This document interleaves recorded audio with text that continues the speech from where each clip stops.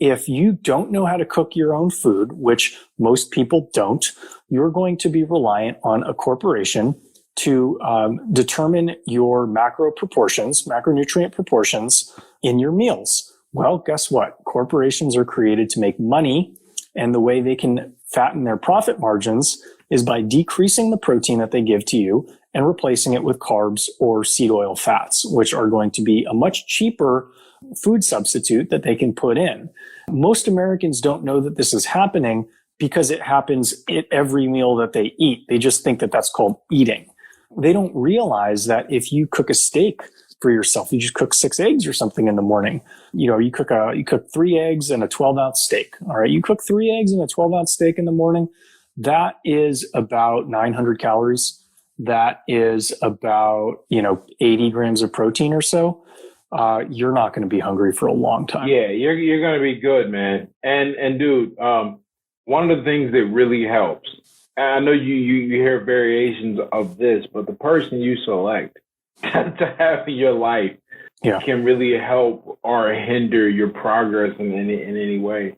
And I'm unbelievably fortunate that I have someone who cooks like we cook, man. And we don't cook it, and we don't cook. Place we go to, we know they cook because we, what it costs and we can see. So it's not like I don't ever eat processed food, which is nice because that just makes it very easy to change and make a substitute. And here's the thing: I know you were saying you don't count, and this is crazy. The only reason why I count is because I don't want to. Well, now this was not at the beginning.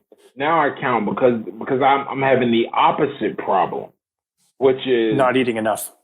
Yeah, like if I eat that, if I have that big breakfast I was talking about, I'm not hungry, and I look at the Apple Music and the track, and I'm like, how am I not hungry? I've only had 1,000 calories today. I need to eat something, and it goes, I gotta go to bed that way. But I know that's not. Well, maybe it is because that's the next thing I'm kind of curious about is what happens when I stop trying to hit 1850 and I just go, all right, I'm good. And go to sleep. My body will probably adjust as it wants to do, but it's I lose 20 pounds. Yeah, it's a real interesting experience because I'm not staying out at the gym, and I'm not. I don't feel weak. I don't feel anything out of the ordinary. I would say that most people, they're not shit. Look at the numbers. Most people eat too much. Very much too much.